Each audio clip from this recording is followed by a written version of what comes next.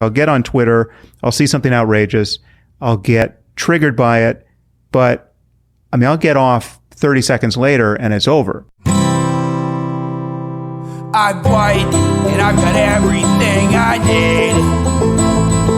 No one clutches their purses when they're in a room alone with me. And I can drive through any neighborhood I please at any hour, and the police don't do a thing. So if I see a penny on the ground, I leave it alone and fucking flip it. I'm a straight white male in America. I got everything I need. I'm a guy getting paid more than a girl with a degree. And I can walk down the streets after dark, no one wants to rape me. And I can get a girl pregnant and just as easily flee.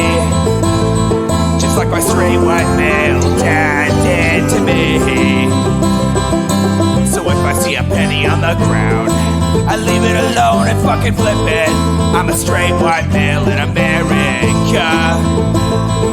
I've got all the luck I need.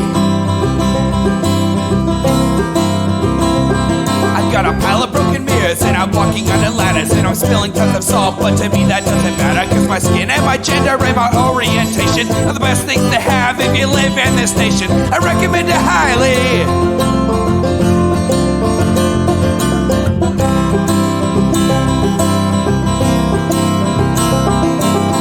If I see a penny on the ground, I leave it alone and fucking flip it. I'm a straight white male in America. I've got all the luck I need. Shit's gonna work out for me, cause I'm a straight white male in America. I've got all the luck I need. All right, everybody, welcome to the Intellectual Dollar Tree. We do the show live every Wednesday at 7 p.m. Pacific. Right here at twitch.tv/Echoplex Media. Theme song, by the way, in case people don't read the show notes or don't see the on screen, is American Tune by Panhandlers Union. They're friends of ours. River is a good friend of ours, has been on our local music show quite a few times and has generally been pretty good. We're going to go ahead and leave the chat up this week for the show. See how that goes. I'm just going to ask everybody in the live chat to try to stay on topic. If you have a whole ass other discussion to have, please do it on Discord. Anyway, you can support this project at patreon.com/Echoplex. You can also go to eplex.store and buy some swag. HK designed a shirt today, and it's a shirt for Dave Rubin. You should go to eplex.store and check it out because it's actually pretty funny. But we're probably going to do some Dave Rubin later during the post game. But during the regular part of the show, you know, a lot of beef from people for making fun of David Fuller because they think he's nice.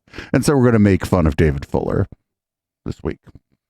This is How Did the Intellectual Dark Web End? Pretty massive independent media brand, Rebel Wisdom. I'm sure a lot of people listening or watching already know a thing or two about Rebel Wisdom. And you recently decided, well, it sounds like you went to India. And Rebel Wisdom didn't end. It's still happening. They're still having weird conversations about demons and shit.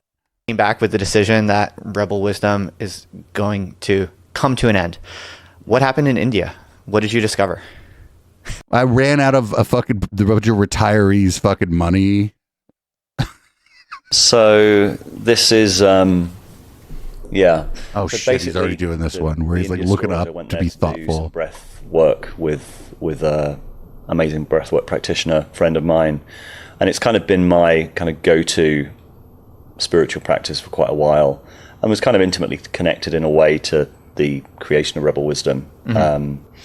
And as I'm sure people watching will know, Rebel Wisdom's it interviews with a lot of people, public intellectuals, talking about ideas, but very much also based in practice. So relational practices, spiritual practices, meditation practices. Oh no, I just upped the quality. Am I going to wreck Odyssey's website now? Watch Odyssey's just going to crash. Embodiment practices.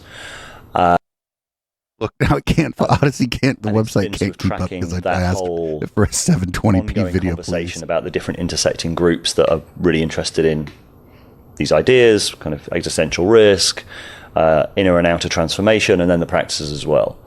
And I particularly went to India to spend a bunch of retirees' money after I sold them a sense-making course for $550 fucking dollars. That's what he went to India to do. Creatively blocked and felt like there was something that was getting in the way. And then while I was doing the breath work, while I was kind of exploring that. Breath work means like hyperventilating so that you like hallucinate or something. I'm not kidding. He also sold a class on breath work with some other person. Me and HK covered it on like during the post game, and it was like fucking $700 for a class on breath work, which literally means hyperventilate until you hallucinate. I'm not kidding. It's like butthole tanning, but for people who don't want to expose their butthole.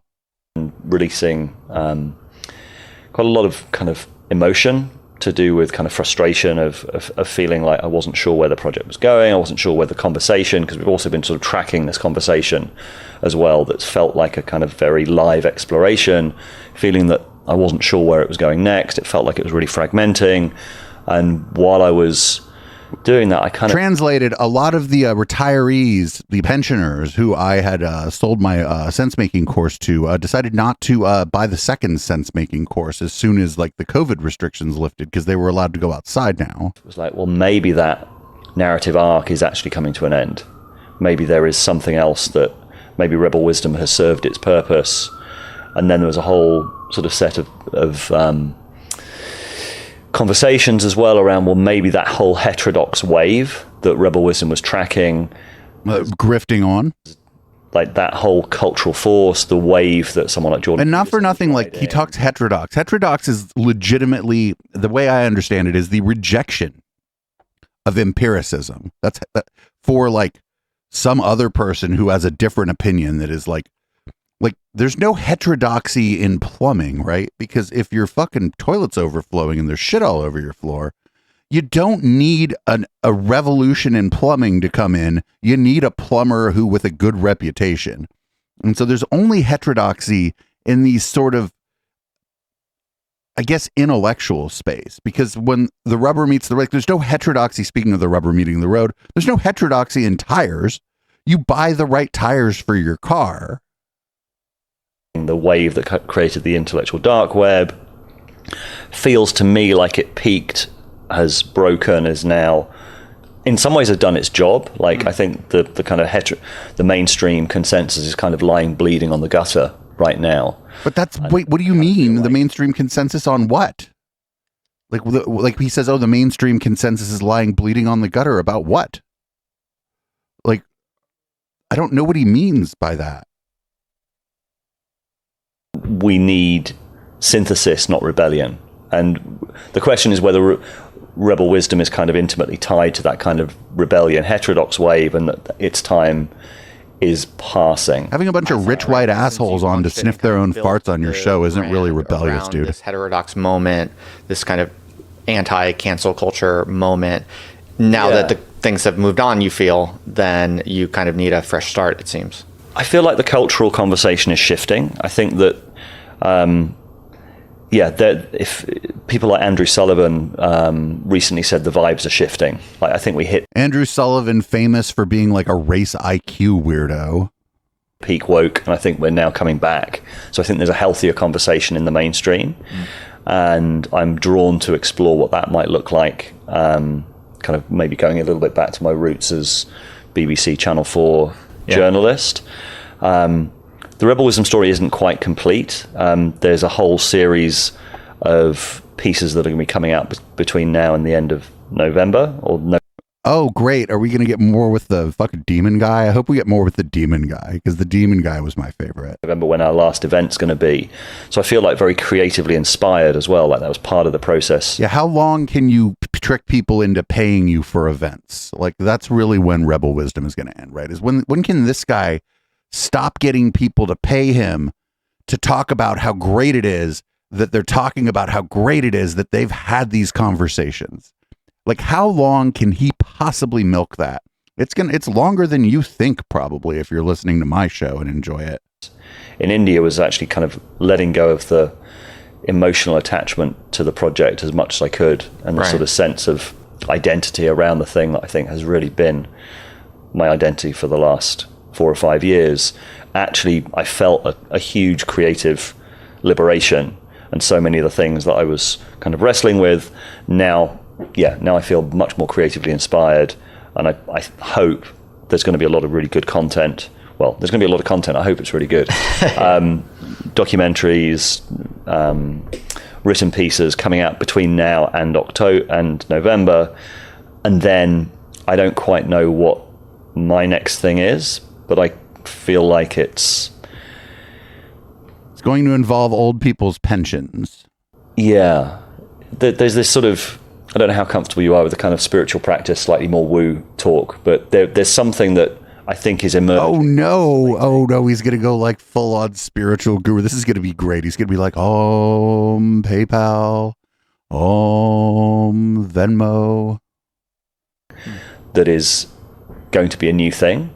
Rebel Wisdom was the right form for its time, and I think that something else, I don't know what that something else is. I've got a few sort of broad outlines, but I also don't want to jump to something before the time is ready for it to have fully kind of constellated yet. Totally makes sense. Well, maybe we can exploratively feel through what that thing might be by talking a little bit about. We should talk a little bit about how great it is that we're going to talking about how the next thing is going to happen, actually. So what we're going to do is we're going to talk about how wonderful it is that we're sitting on this couch and talking about the fact that we might have a conversation about spirituality, and that might have something to do with the next thing you're going to do, which will be conversations about the last thing you were doing and how great that was. That heterodox moment was, this moment that you think is passing, because it seems that you have a good sense for these kinds of cultural trends. I think you kind of pride yourself on that to some degree, being able to sense when a cultural tidal wave is brewing, and in a large part you built Rebel Wisdom on a certain wager of that particular tidal wave that was what we're calling the heterodox moment. So you are probably prescient in sensing that something is changing, and you probably have the correct sense that something new is coming, and you might not know immediately what it is, but why don't we start with what was, looking back on the heterodox moment, maybe with the clarity and detachment, a little bit of hindsight. What was it really? Have your views on it changed, or have you learned anything in retrospect that surprises you? I feel like, so you mentioned kind of you used a gambling metaphor. Was that a wager? Did I say? Yeah. So I think you're right. I think my kind of skill is, because I've been in the media and in the cultural conversation for a very long time, inside newsrooms. Your skill is getting pensioners to give you money for things like a breathwork course. That's your core competency. Because I think there's a lot of people who are in the media, but they're maybe kind of like, if they're an opinion columnist or they're sort of just sending in, they're a kind of jobbing journalist, they probably will send in articles. They may not have been part of a newsroom, but actually having been part of a newsroom at BBC and Channel 4 and just seen been part of those conversations for like 15 years or so, you get a real sense of where the cultural conversation is, in a quite a visceral way. And then when I saw Jordan Peterson in 2017, I was like, oh my God, this guy's going to go viral for so many different reasons. One, because I think because he was very transphobic, and people are very transphobic. From the broader cultural perspective, like the new atheist worldview, I think, is full of holes, and Peterson was challenging that, and I think that was overdue. He was bringing back all the new atheists ended up fucking. They either went woke or whatever that means, or they ended up liking Jordan Peterson. Religion to a place that was kind of desperate for a deeper sense of meaning, a deeper sense of purpose. Right. So there's that kind of the meaning crisis that John Vervaeke talks about. There was that angle that Peterson was directly talking to. Then there was the cultural piece of, we're in a culture that's lost touch with so many traditional values and has overshot in terms of blank slateism and postmodernism and deconstruction, to the point where so many people don't know what the fuck to do, because we've kind of undermined all of these kind of traditional ways of knowing, so Peterson, we've undermined all these traditional ways of knowing. When he says traditional ways of knowing, he just means religious fundamentalism, essentially, or like some kind of spiritualism, some kind of like dare I say, supernatural orthodoxy from on high. Was definitely bringing that sort of lost traditionalism and the kind of father archetype for a generation of particularly young men, but I think of many people who were craving that kind of father archetype, like the world which says you can be anything that you want to be and just make it up for yourselves. Right. Doesn't give any purpose or direction. So Peterson was coming in with that sense of like... Right, but the internet dad phenomena was bad. Were any of them good? Who was the good internet dad? Wasn't Stefan Molyneux. Wasn't no fucking Jordan Peterson. Who else? That Sargon of Akkad was like an internet dad, kind of. Like all them internet dads were fucking bad people, or to the extent that they're still part of the conversation or whatever, they're bad people. Because they were like, they weren't like telling young men, oh, you know, not everything that's going on here is necessarily your fault. And, you know, some of it is society, but also you can make your life better in the following ways or whatever. They weren't doing that. They're like, it's all the women are fucking you over. And it's like, well, that doesn't really help anyone. And it just turns these young men who might not have turned into monsters. Well, now you've turned them into monsters.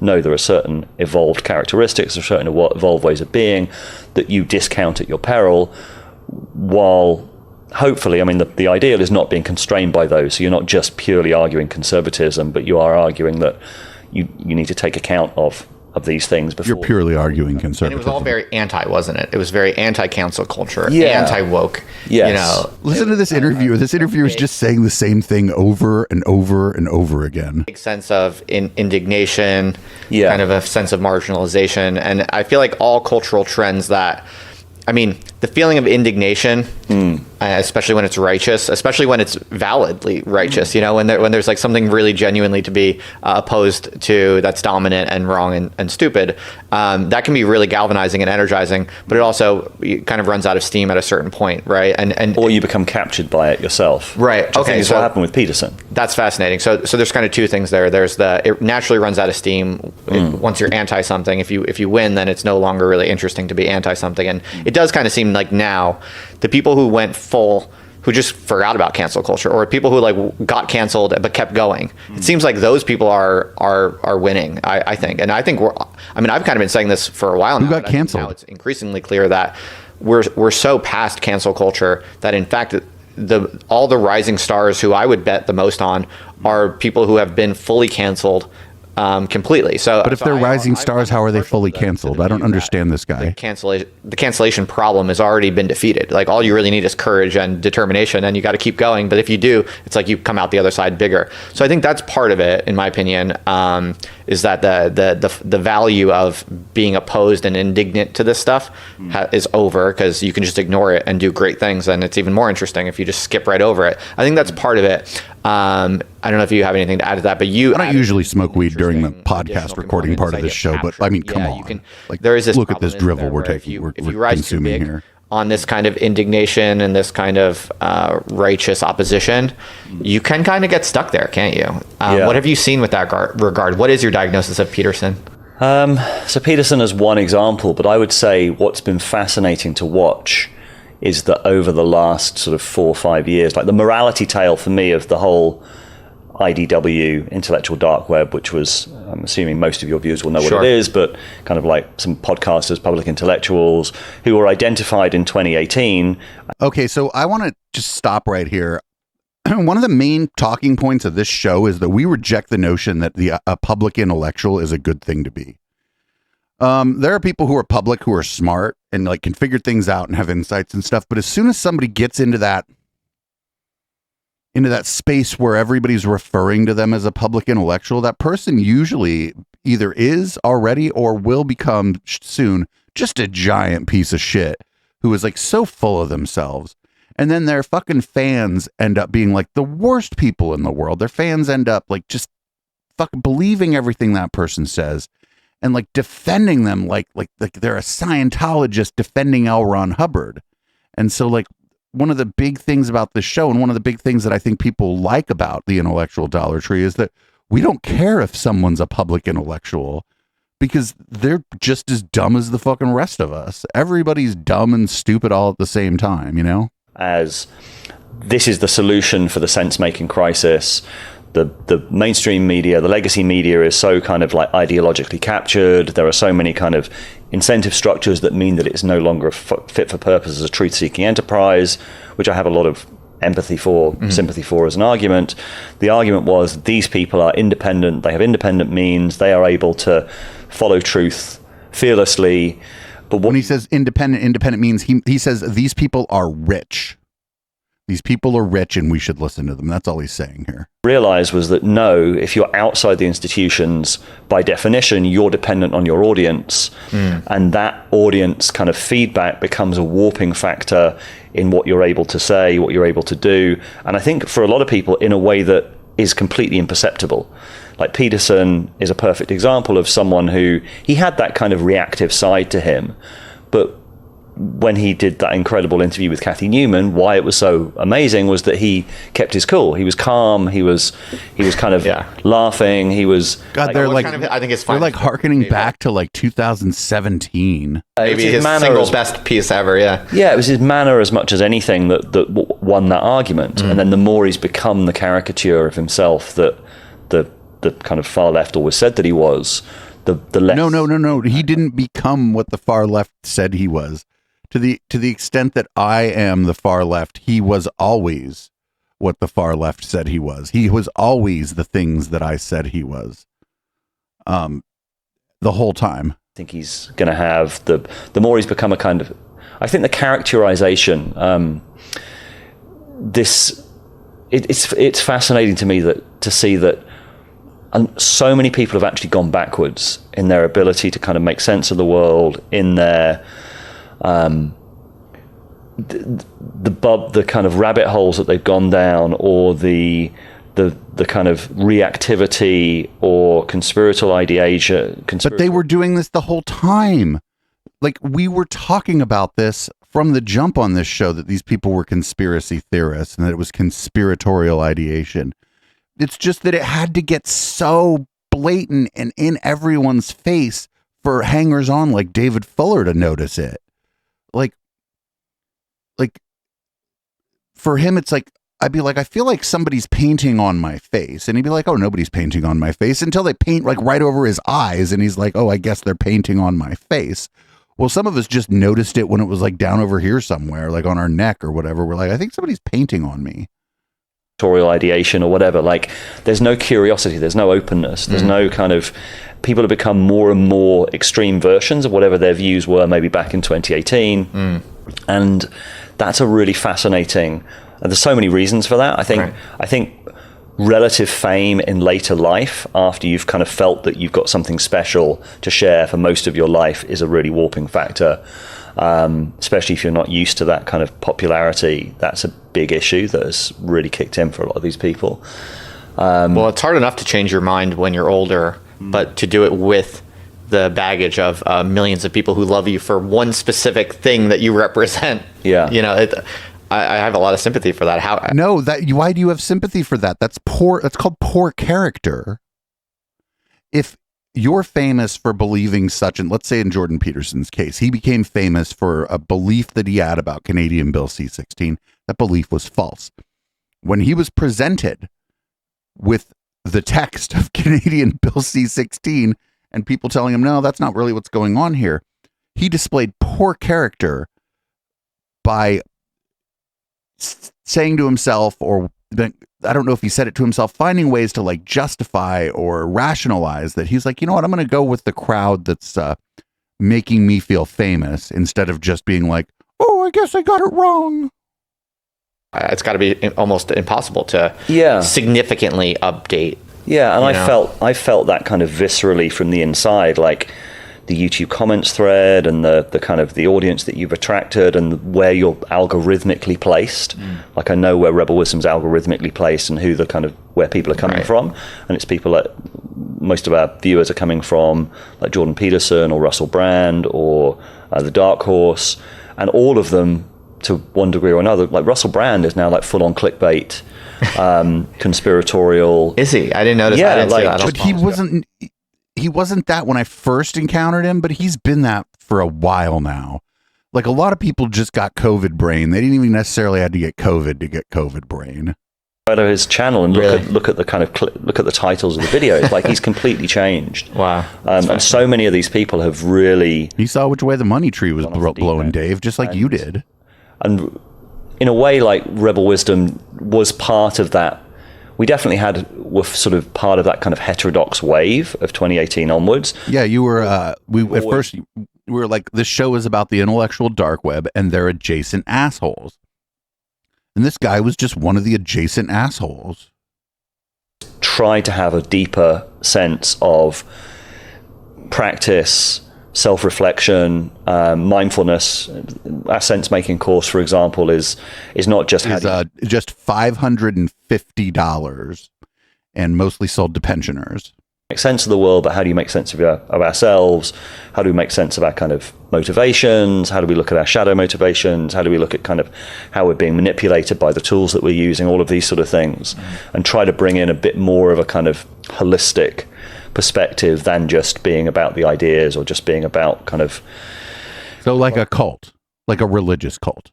I wanted to build Rebel Wisdom much bigger. I would have just carried on kind of following the anti-woke.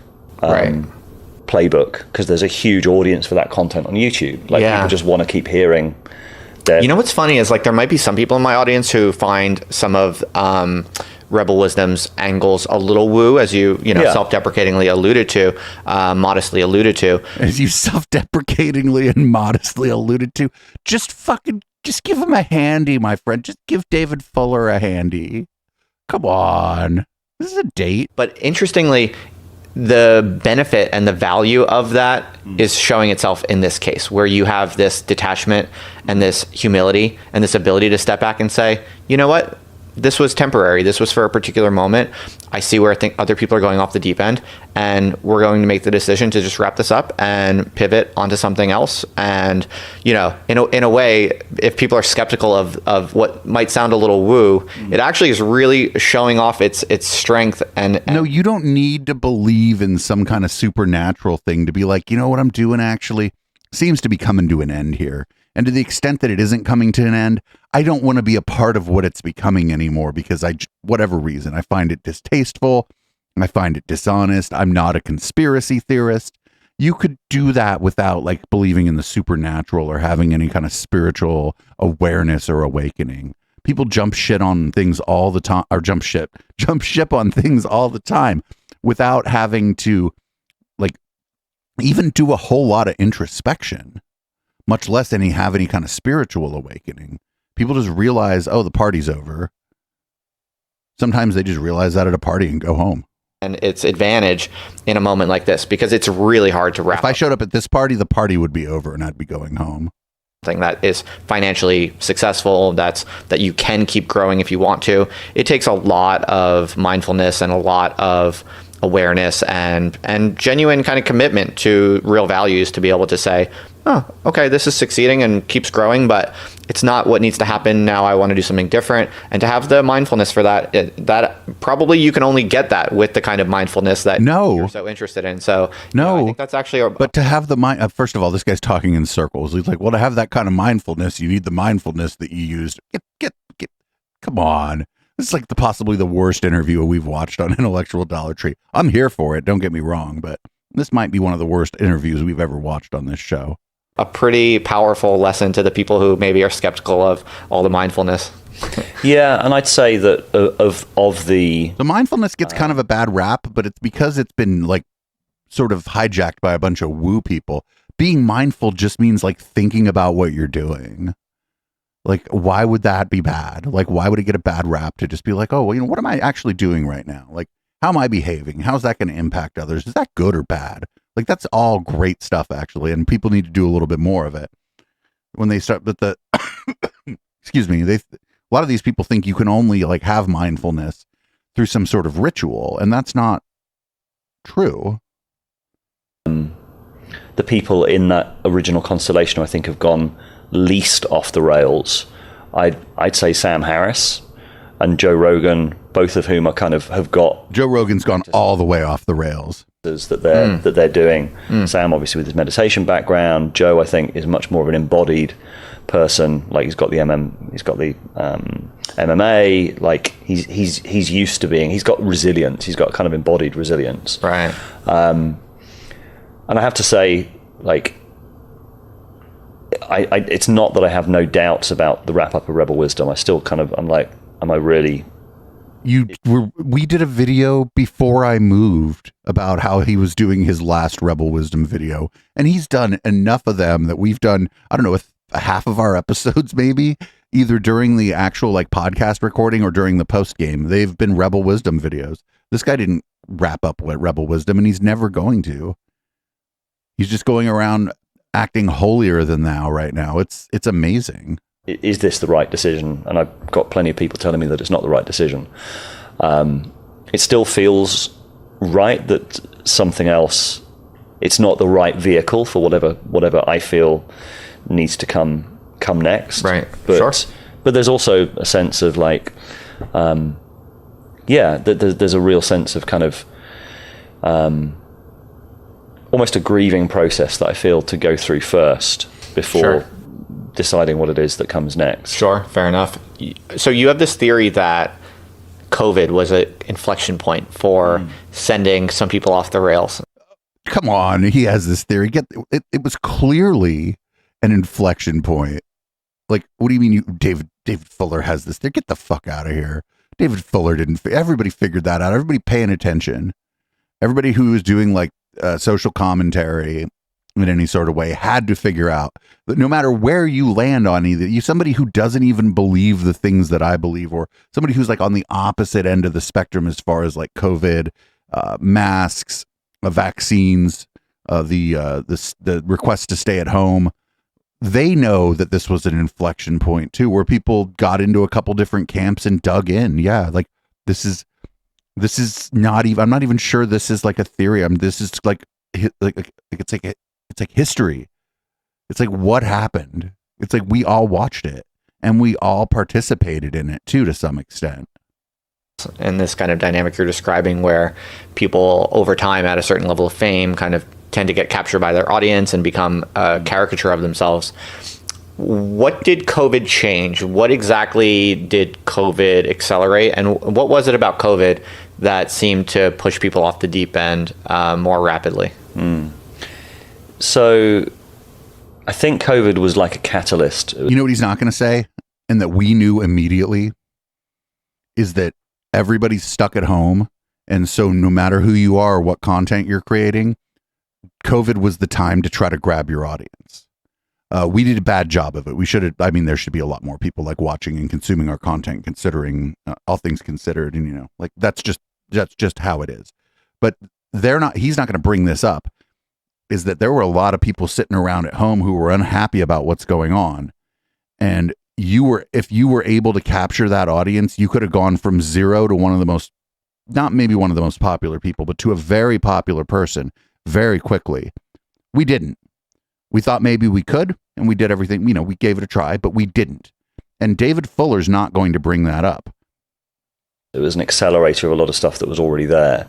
And from a sense-making perspective, truth-seeking perspective, I feel like there are a lot of people who are pushed into, what do you call, not quite trauma, but this is something John Bevacki said. He predicted right at the beginning of the pandemic that there was going to be a huge rise in conspiratorial thinking, because the nature... But you platformed all of it until you decided it was distasteful to keep doing it, David. Of the threat is kind of ever present, but it's invisible.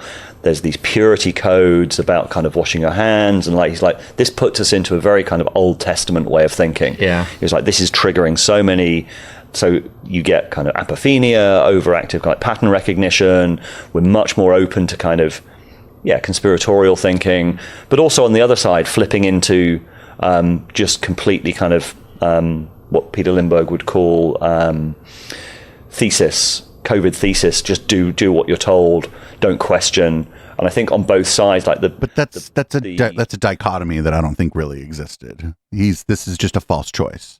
He's like, you're either a conspiracy theorist or you just do what you're told because you're a sheep. That's one of the main things you have to think to be a conspiracy theorist.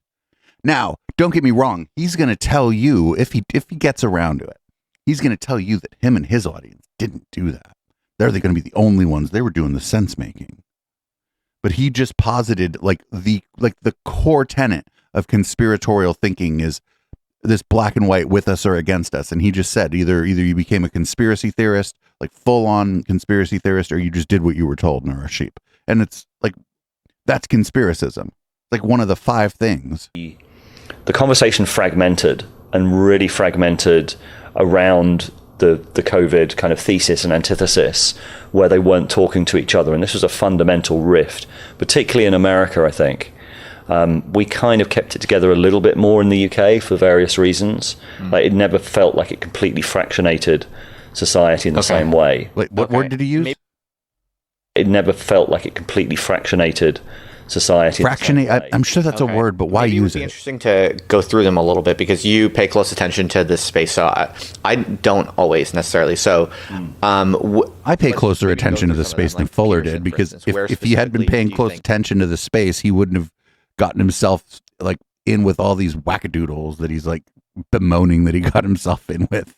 What a poor judge of character this guy is. He went wrong. What was his big recent inflection point in your diagnosis? I mean, now if you follow him on Twitter, you're basically seeing him insulting plus size black swimwear models. Oh, I recall that tweet. It's just like, what? So that's that. Like you, none of the other warning signs for Jordy Pete for his behavior at all were like. He's like, well, this guy seems like maybe he's not behaving very well. The whole weird shit about going to Russia and the benzos. Nope, all that was fine.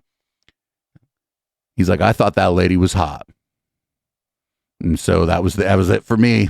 That was it for me and old Jordy Pete. I thought that lady was hot, and he didn't. So we can't be friends anymore, Jordy Pete. And coming back and saying, oh, Twitter just with no kind of like, oh, no admittance of like, actually, you know what? It was a silly thing to have tried to have done this on Twitter. I'll do it as a podcast. But no, coming back with just full, everyone's being beastly to me. I'm going to give up Twitter, and it's everyone else's fault. It's like, right? Really? Like that's the personal responsibility guy. That's how he would. That's how he behaved the entire time, Fuller. You just noticed it because for whatever reason, like I'm not even kidding. He probably thought that lady was hot, right? And so like. Because it's the only way he would end up in this place. Otherwise, he'd be like, "Oh, it was just expressing his opinion." Already understand enough how these platforms work, right? It's like, we can't really feign surprise anymore, right? When it's like when you say something that's provocative, we know how these platforms work. We know what happens, right? It's like there's a lot of that, isn't there? There's a lot of this kind of like feigned surprise or feigned shock. Like this stuff plays out over and over again every day on Twitter, and it's like everyone insists on, being shocked and awed when they say something provocative, and their mentions are filled with insane amounts of hatred and antagonism. You tell me if you've heard this. You're obviously sort of deep in different kind of intellectual traditions, and there's something about the feedback loop of social media that I think is having an unexpected consequence of forcing people to constellate and kind of crystallize around their ideas and their ideology, and often like some of their worst ideas. Because you put it out there on social media, people criticize it, you end up defending it, so you build up your... No, what this is called, David, this is called poor character. He keeps like acting like people who have poor character. It's new, actually, that some famous people are shit, is what he's saying, right? He's like, oh, this person can't handle criticism? This must be new from social media. No, dude. There have always been people who can't handle criticism. Like, what is this? This is like the most naive shit I've ever heard this guy say, I think. Like, what are you talking about? Psychological attachment to something that maybe... Some old bigoted professor can't take criticism? You don't say. You should only have maybe not old, middle-aged bigoted professor, right? Confidence in. So it seems that people crystallize their their personality and their worldviews, because they're forced to defend it, because this sort of tribalizing aspect comes in on Twitter as well. Right. And it's like they kind of,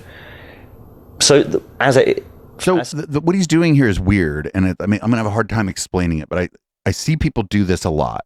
He's like almost taking away the agency of the person who is in the center of what he would describe as like a cancel culture firestorm or whatever, and that once they do something stupid, that they have no control over how anything plays out after, right? He's like, oh well, you did a thing, and now everybody's complaining at you for it. Well, you could apologize. You could go oops and move on, because people fuck up all the time and just go oops and then they move on. And most of the time, unless what they did was just incredibly really bad, people generally forgive them because they're just a person. And so everybody he's talking, Jordan Peterson specifically, had every opportunity to just do this and just never did it. And so now he's like living with the consequences of that behavior. But David Fuller is almost he's almost taking Jordan Peterson's ability to act and change what happens out of it as soon as like the thing initiates. I don't know. I hope I'm not doing my own sense making or my own fucking word salad here.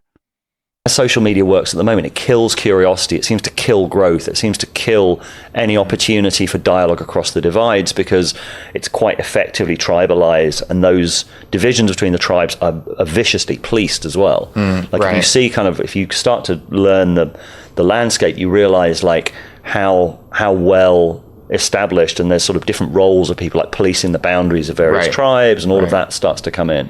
So I'd love to hear your thoughts on that. There is something about that feedback loop with social media that seems to just crystallize people into a kind of like, they've assumed their final form in a way, and their final form gets more and more kind of reactive. But those people have bad character. I can't stress this enough, that David Fuller just has such a hard time recognizing when people's character is just bad, right? I think Jordan Peterson's fucking problems generally come from the fact that he has bad character. And, maybe I'm wrong. Maybe that's ad hominem or whatever, but it seems to never occur to David Fuller that some of the people he was like palling around with just had bad character the whole fucking time, and he couldn't figure it out. Yeah, definitely. I think the mechanism that you're describing is something along the lines of this. It's like, and I don't know how I'd do with millions of fans. Maybe I'd fuck up and double down. Well, and I guess my character ain't that great either, is it? Provocative ideas that draw a lot of polarization, draws haters, but also draws lovers.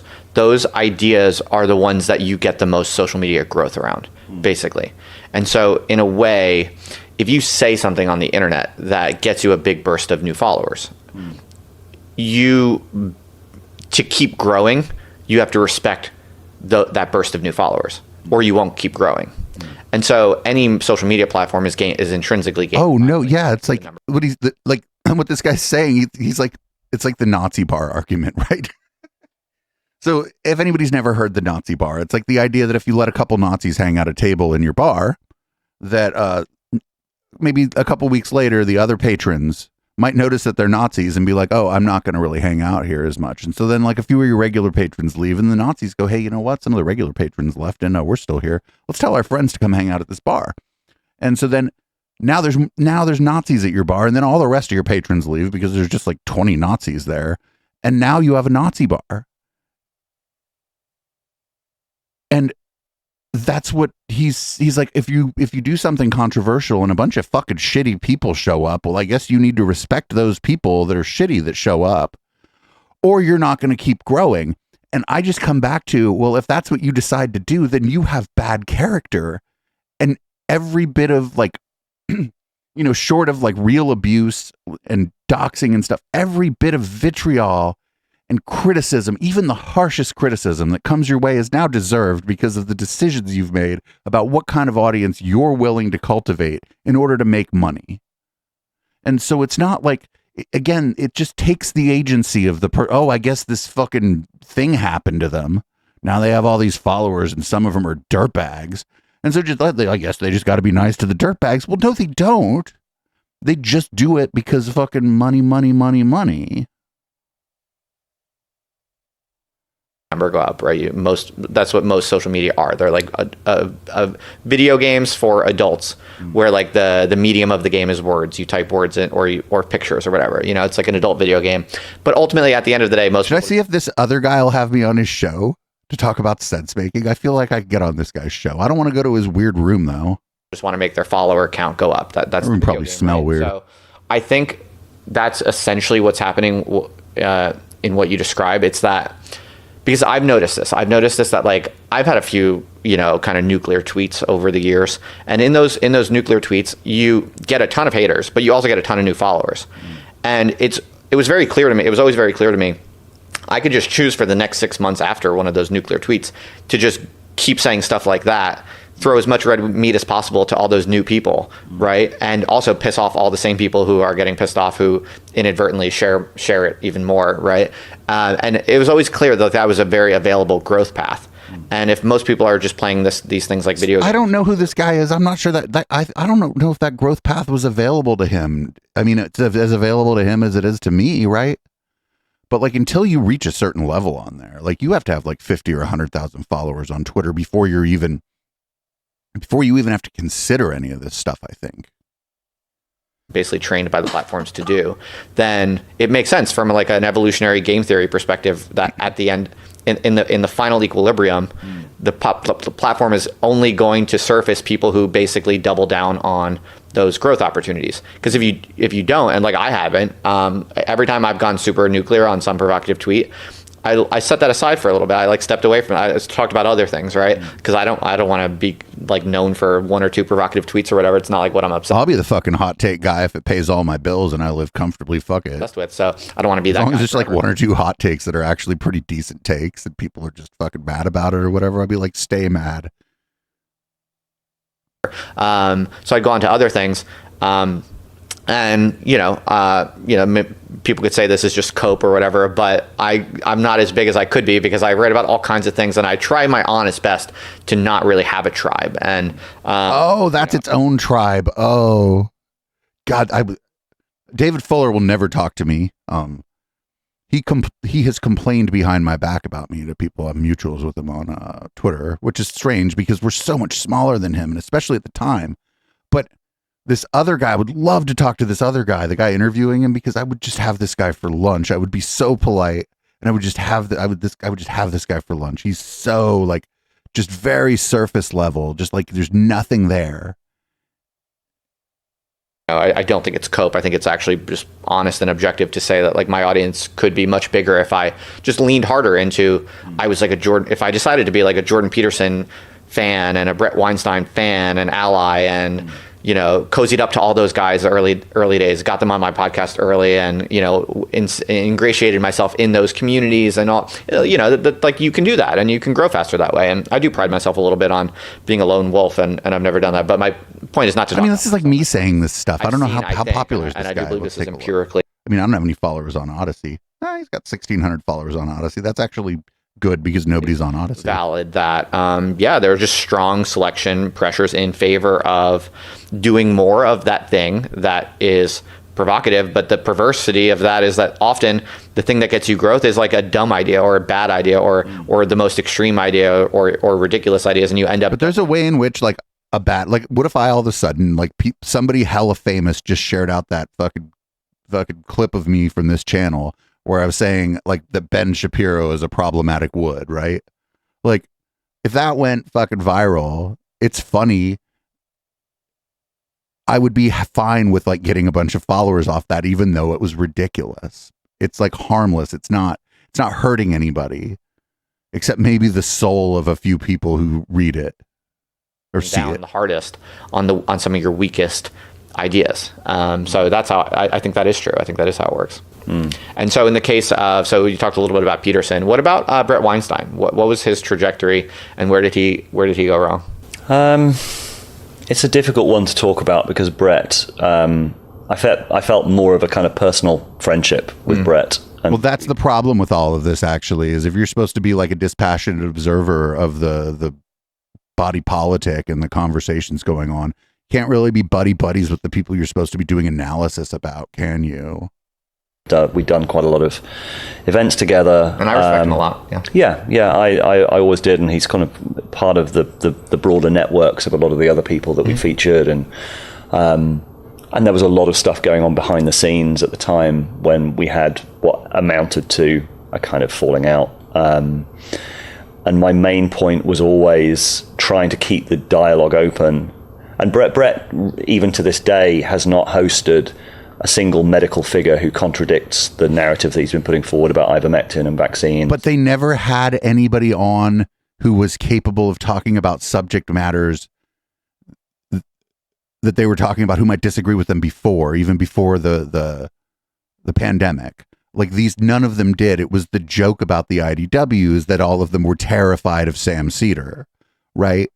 So this isn't like why is this guy so bad at judging character that a fucking global pandemic has to happen and people need to act in ways that are just unbelievably stupid for this guy to be like, oh, maybe I shouldn't have been associating with that person. Like what? Like how naive do you have to be? And my feeling was that particular topic, the vaccines, the ivermectin, all of that stuff, that was one of the most heated areas of the culture, never really. It then blew up. I mean, ironically, it blew up with Joe Rogan only about 6 months afterwards, when he hosted some of the same people Brett had been hosting back in, I think, summer 21. And yeah, I don't really. It was difficult, and it's the difficult dynamics as well that no one really knows how to deal with. And you heard Sam Harris kind of addressing it a little bit as well. We don't really know what to do when our personal brand gets tied up with our. Like we knew when we were in the media and. Wait, how do you not know how? Okay, he's just saying, and he's not going to say it because it sounds stupid and like almost like schoolyard. When my friend does a stupid thing, I don't know how to handle it because that's my friend, but they also did a stupid thing. I just don't know what to do. I'm a full-grown adult, supposedly even to some extent a public intellectual, but I just don't know what to do when someone who is very popular, I think they're causing harm. If they're my friend, like what do I do? Again, these people all have just really very poor character and are so very concerned with their interpersonal relationships with these other famous people that even like just the simplest shit in the world where you go, okay, I either stick with my friend even though they're wrong, or I speak out against my friend because they're wrong enough that I need to speak out against them. Just that decision now just is like the most difficult fucking thing in the world. Institutions, we had some game rules. We understood some game rules. Now that we're all our own platforms and you've got personal relationships tied up with truth seeking, we don't know what to do. We don't know what to do. But wait, like he's telling on himself, right? Like he's like, I have no integrity. I have like no like ethical or moral foundation for how I'm conducting myself in this space. And so like when a thing comes up where my friend is doing a bad, I'm just not equipped for it. He's trying to say the world isn't equipped for it, I think. But it's just him who's not equipped for it. Because all the people he's been around have like really shitty character. And so by the transitive property of shitty character, I think David Fuller has shitty character. And none of these people like believe in anything or care about anything enough for it to trigger something in their brain when somebody else is doing something stupid. It's all just like, isn't it nice that we're having this conversation? Well, all of a sudden it isn't nice that you're having this conversation, is it? You can't handle it, which is a mind-blowing thing to hear an adult say. And I wasn't necessarily, I looked into some of the claims that particularly some of Brett's guests and Brett were making on ivermectin and vaccines, and they didn't seem to add up. But at the same time, that's not really the priority. The priority for me was, how do you create opportunity? Because if Brett was right about some of these are really important topics. If Brett's wrong, they're really important topics as well. Like lives are at stake. Right, but that's why we're just ask Brett these questions, you idiot. Brett isn't even the right person to answer most of the questions you're talking about. So you got that. you do when one of your friends is putting out stuff that looks to me like he's putting lives at risk. We don't really know, like, what it's a real moral dilemma. No, it's not. It's a fucking black and white question. You have very few of them. You either stick by your friend or you don't. To put out it might be a hard decision, but it's not. There's not a lot to it. The way that he was going about things. I'll be right back. I need more caffeine. Increasingly, he's now gone down a particular rabbit hole. He was just recently at a conference in Bath, which was hosted by Del Bigtree, old school anti-vaccine activist. Okay. Like the narrative of, oh, we're not criticizing vaccines, we're just criticizing these vaccines. Now, like, it's not true. Like, the interesting narrative dynamic now is that the people who now COVID is kind of going away as a live issue. And he couldn't figure out at the beginning when Brett and Heather were using the very common, very well-known anti-vaccine talking points around the COVID vaccine. He couldn't even be fussed to be like, let me check their Twitters for the word vaccine. Because they had anti-vaccine stuff on their Twitter before. It just wasn't a big part of what they were doing. So again, this guy just, whatever he's supposed to be doing with journalism, I guess, this guy, like, not cut out for it. Not skeptical enough, not cynical enough, wants to be friends with everybody. We're sort of following that conspiratorial path going to go. Great Reset, WEF, Klaus Schwab, like, there's kind of conspiracy inflation that people like Majid Nawaz have already kind of gone further down, and it's like people and Brett and Heather were conspiracy theorists before. I don't think that path's particularly helpful. I don't think it's before the pandemic. Brett Weinstein called QAnon an argument. We literally named the podcast that QAnon is an argument or something. He wouldn't even call it a conspiracy theory. I think he called it an argument. My friend Jamie Wheel called it malevolent design. It's kind of this sort of sense of like them. It's a psychological attractor, Sure. And it's a psychological attractor that I think stops people thinking. People should have equal skepticism of the narratives on both sides, and I think the problem with a lot of the no, you shouldn't contrarian space is that they were no, you shouldn't. Both sides of what? Again, plumber or not a plumber? They both claim they have a great way to fix your fucking plumbing. Should you just have equal skepticism of both people, like both sides? Like, what are these people talking about? Rightfully skeptical of the mainstream narratives and completely oblivious to the audience capture, to the commercial incentives. Commercial incentives on the conspiratorial side are huge. Like, huge amounts of people who are donating to people who are following that.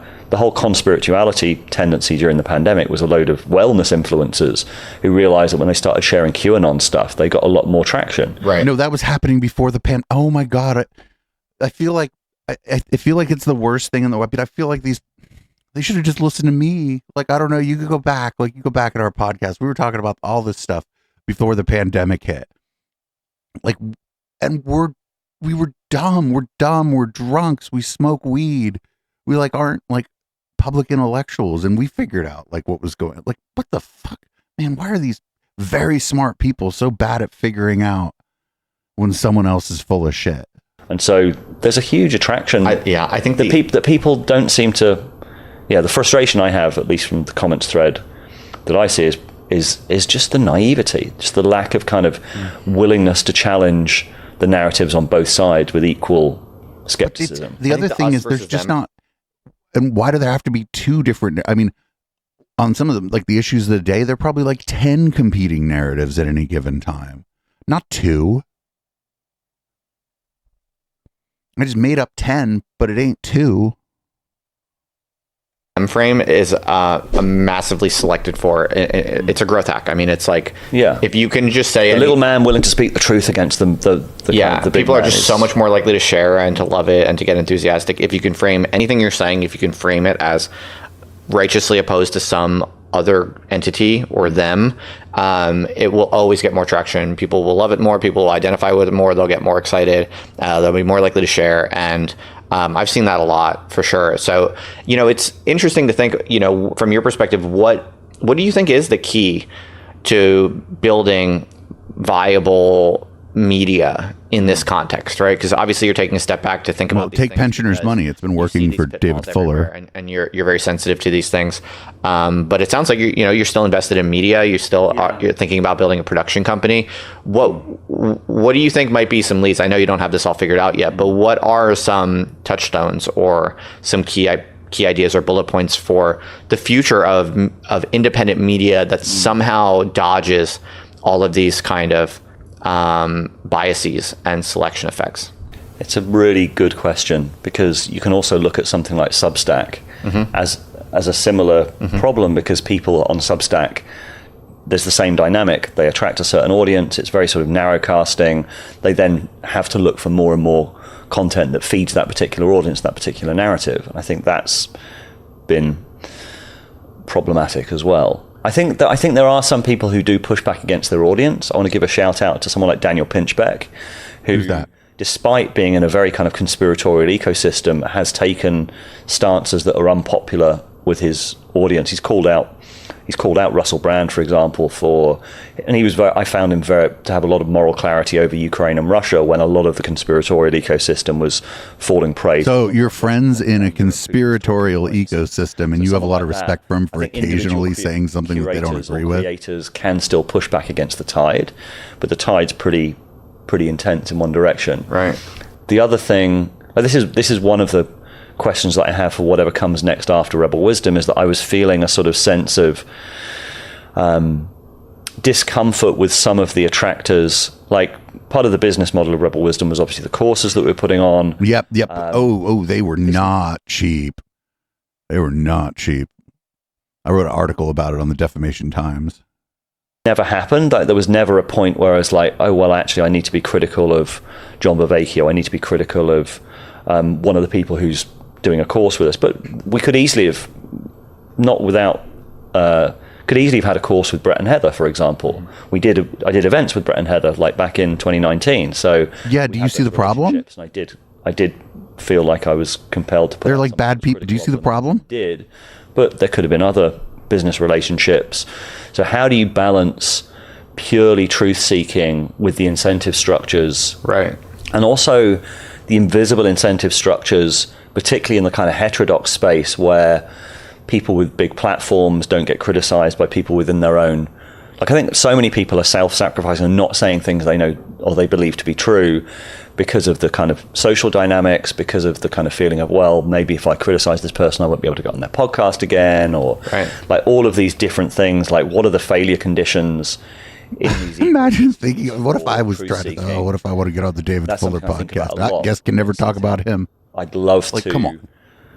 Whatever comes next for me, I'd love to build in some of this kind of mimetic. Yeah, Weinstein. When he said Brett and Heather, from the beginning.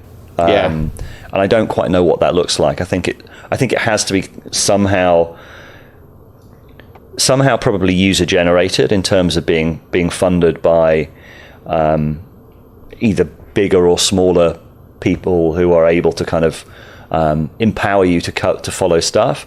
But you've got to be careful that you don't select for an audience that's pushing you in a particular direction. Right. Are there enough people who kind of value nuance, value kind of you following wherever the kind of uncomfortable exploration will lead?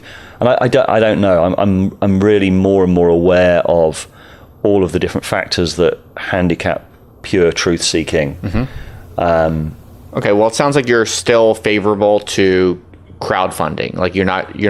Yes, of course. Yes, the pensioners, they're going to still give them money. Absolutely. Positive in terms of relative to traditional, the way that traditional media would be funded.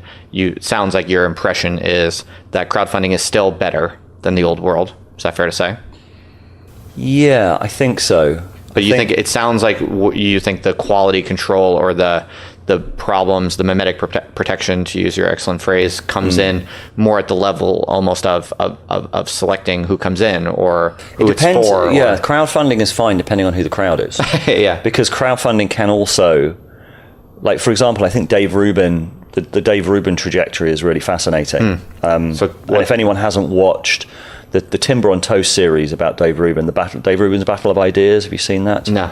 It's You have to watch it. So give us the TLDR on Ruben's it's 4 hours trajectory. of Ruben's trajectory from, hey, I think there's a problem with when he did this. I think his first interview was with Sam Harris, where he was just sort of leaving the Young Turks and being like, hey, I think there's a problem with intolerance on the left. Yeah. I'm a liberal. To then basically having Milo Yiannopoulos on, realizing that the anti-woke thing was getting all of the views and getting more and more extreme, up to in 2020 he was basically kind of QAnon light, saying Trump's got something. He basically full on Trump apologist at the time of kind of January the 6th, pretty much. This guy was like, guy was like, not this. It took this. How long did it take him to figure this out about Dave Rubin? Like 2020. Come on, man. Oh, kicking. But what? Yeah, I mean, what? Dave Rubin was so obviously I think he's just dumb. Culturally irrelevant, but he was culturally whole time relevant for a while because he was cohering a conversation in this very interesting space at the beginning of the whole IDW movement. But I think he was always pretending to be something that he wasn't. Right. In a way, now that he's a full-on Republican advocate, I think he's less.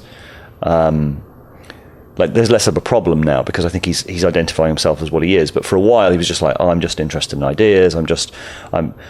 Yeah, he was just doing what you're doing right now. It was always Fuller. He was just doing what you're doing right now. The reason I mention that is because I'm pretty sure that it's his audience, the Patreon audience, and the people who are basically funding him to make the program, who are the radicalizing factor, because they were attracted for that kind of strong anti-woke. All right, but then again, Dave Rubin just has shitty character. Like, what do you like? When Rebel Wisdom, he just keeps telling this like almost the same story over and over and over again about people that he couldn't figure out had shitty character already. Dave Rubin, and they were the sort of like red meat, anti-woke stuff. Oh, and then over time, we attracted a different audience, many of whom have got a background in things like integral theory or developmental thinking, and they were much more comfortable with kind of nuance and more less strident. So I think it's possible to create an audience that is not pulling you too far in that direction, whereas if you start doing stuff about conspiracy or if you start doing stuff about kind of vaccines, you are going to attract a particular audience, and I've got a friend who they're friends of theirs, basically wellness influencers who did go down the conspirituality route, found their followings like 50x or 100x during the pandemic. But he was saying, like, on one side he's kind of jealous of them, but on another side he's like, that audience will eat them alive if they now kind of in any way backtrack from the positions that they've been. Did you just use the word posting. Conspirituality? Yeah. Oh, I haven't heard that. Okay. Well, that's because you're an idiot. Okay, but it makes obvious sense to me when you say it. Conspiracy and spirituality. If he's not even going to say, like, drop our friend's podcast about it. He knows about, like, Julian and Derek, and I forget who else do the Conspirituality podcast, but he's not going to suggest anybody listen to it. Sure. Which is a huge, because a lot of the conspiracy theories are pseudo-religious in a way. Yeah, there's that, but it's more that they've criticized David Fuller like I have. And wellness influencers became increasingly conspiratorial during the pandemic. Oh, okay. And there's an overlap. No, it wasn't during the pandemic. But it existed there's a big prior. overlap and a vulnerability in the spiritual community, because the spiritual community, like before the pandemic, people were talking about the yoga studio to QAnon pipeline. Like this guy, like this is a person whose finger was not on the pulse. Secret. The whole kind of like imagine magical thinking of just if you positive visualizations, creating your own reality. Yep. And so in a way it's like already a positive conspiracy thinking. Conspiracy theory. And it doesn't take much before it flips into the kind of opposite of that. Boy, this is sure insightful. Thanks. Version of I can't believe everything it. is arranged, everything is kind of organized, everything is, instead of it being a positive conspiracy, it's a negative one. Right. So yeah, there's a great podcast called Conspirituality. Oh shit, he did mention Derek. Wow. Yeah, that's fascinating. Podcast. It makes perfect sense, right? Because that's basically the pros and cons of high openness, right? The disadvantage is apophania, and if you're open-minded, that's really great. You can be exposed to truths that other people aren't willing to see. You can also subscribe to just falsehoods that are actually just randomness. Yeah. So yeah, interesting. So okay, let's talk about a little bit of some of the things that you are, more interested in, that you think might possibly be, topics that are topics like, what do you want to, like, things that, topics, what are you interested in, things like, what is this guy doing here to stay, or of increasing relevance rather than decreasing relevance? I think masculinity is something that you're here we go. No, this is what this will probably be the last segment we do before we go into red light on this, by the way. This is going to be the creepy men's rights activist stuff, or maybe it'll be like bro science ball tanning stuff, but this is going to be cringe. This is for sure not going to be great as well. Tell us what is at a high level, what do you think's at stake for men and for masculinity? What's most important that you think over the next 5 to 10 years really still needs keep asking the question, dude. Worked out and will be of great interest to men. Before diving into the masculinity piece, just generally, I'm always interested in what are the cultural pressure points on the conversation, and I think the gender one or the masculinity conversation is one, and I think things are already starting to shift. I'm interested in how the conversation is shifting between the masculinity, toxic masculinity is the problem, masculinity itself is the problem, therefore we need less masculinity, versus my perspective, and which comes from lots of the personal growth stuff I've done, which is immature masculinity is a problem and mature masculinity is a solution. In the same way that immature femininity is a problem and mature kind of femininity is a solution. Like, what did you not say? And I think there is what the fuck is he talking conversation moving. We're about 4 years on from Me Too, and in the aftermath of Me Too, there was a sense of women it's now your time to speak, and it's men it's your time to listen, which makes sense at the time. There was a lot. I think it was a necessary move, but by definition, I think people were saying that broadly across society. They were just on this issue, just shut up a little bit. A relationship where one partner speaks and the other one shuts up is not a relationship. So it's what is a healthy relationship between men and women? I feel like so many of the cultural dynamics are downstream from a lot of these. So many of the political and societal questions are downstream from the kind of that fundamental kind of relating question. So that's something I'm really drawn to. What? I've always hosted men's retreats, and that must suck. I'm interested in that conversation. No, the men's retreat with David Fuller and whoever else goes on the men's retreat with David Fuller's got to be just awful. Probably $800 to go too. There's a more healthy conversation, and you pay for your own stuff. And also this catch-22 that so many of the guys who come to our men's retreats talk about, which is I'm being encouraged by the culture to be more vulnerable, more open, shed these kind of unhealthy patterns, and also told shut the fuck up, stop mansplaining, and stop taking up so much space. But no, you're being told the same thing, right? In those two things, you're actually being told the same thing. That's just different versions of the same thing that the awful men that go to this guy's men's retreat. Oh no. The guys now I feel sorry for David Fuller because these retreats for him and people who are more obnoxious than he is, I think. The younger generation feel really torn, they're being given contradictory messages by the culture. Right. And so there's something about that. Is there a more healthy conversation around masculinity? And I think a lot of women like Nina Power are kind of talking about this now. I think there is a new openness, and so that's something that feels quite alive. So it's something that I do want to kind of continue exploring. I think I buy that. I mean, I don't really make too much content in that's branded as masculinity stuff, but I am a man, obviously, and I guess some people follow me for some things kind of related to that in some way. But because what I see is that the internet content that caters to the kind of trad, manly types of guys who feel that kind of all the trad, instinctual, masculine drives, and don't. Oh no. This guy's the problem being described too. He's equating traditional and with being a man and being masculine. He's already equating those things, and that's the actual problem. That's the whole problem. Y'all are saying just a lot of words and talking around the actual problem. Know how to manifest that happily and successfully in this increasingly kind of feminized society, frankly, that we live in. Are turning to these supplies of internet content that are incredibly just crappy, frankly. I mean, the bar is very low for being a masculinity influencer of some. You were talking about Jordan Peterson a little while ago. These guys, I really I really think they're quite terrible. And this is not even from a moral, I'm not like moral grandstanding, like they should be more feminist or something like that. But just, it's like, especially when it comes to things like marriage and dating, I find that some of the trad manliness advice people, especially on Twitter, like the right-wing bodybuilder types who are like, you know, building these huge accounts, giving this like really, really cheap, ridiculous advice on, you know, how to think about women and how to talk to women. I find this stuff to be incredibly deleterious for men and for the culture. You figured out that the pickup artists are bad. Good job, everybody. Round of applause for our interview host here. Figured out the pickup artist guys are shitty. Good job. A lot of it, and it seems to grow and people seem to love it. So it seems like there's a massive gap there. And what's currently on offer is I find really horrible, especially when it comes to dating and marriage, specifically around like young men. I feel like, you know, it's easy to critique the kind of the excessive feminism and the stuff that tells men they're evil, and we're past that. That's an example of like, we're past the peak of that. I think most smart people and men included have a sense that that's all crap and unfair, and they're not gonna follow that stuff much longer, if at all.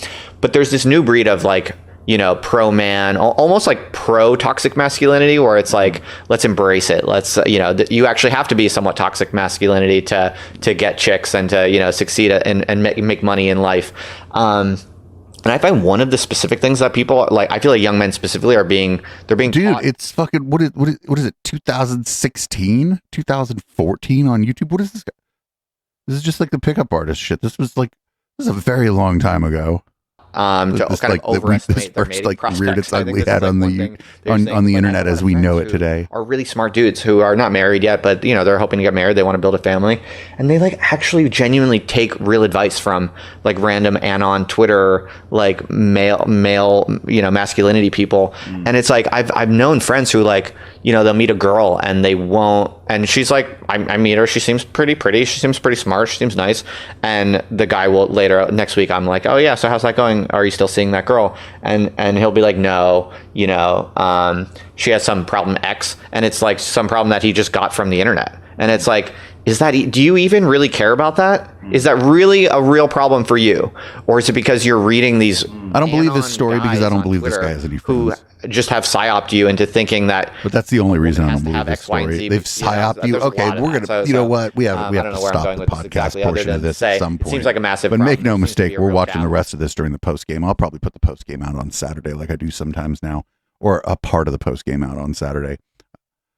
I'm sorry that we've subjected everyone to this for the intellectual Dollar Tree, but usually when I feel like this at the end of the show, it's one of our better shows.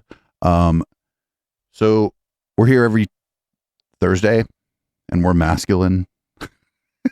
We're not your internet dad, though.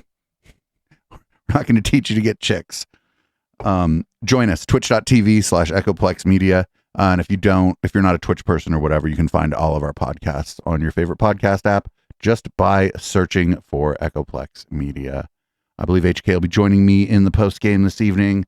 This is Boomers by Periscope. I'm going to change the color of the lights in this place, change the content of my beverage, and I don't know, we'll be back for more of this horrible piece of content.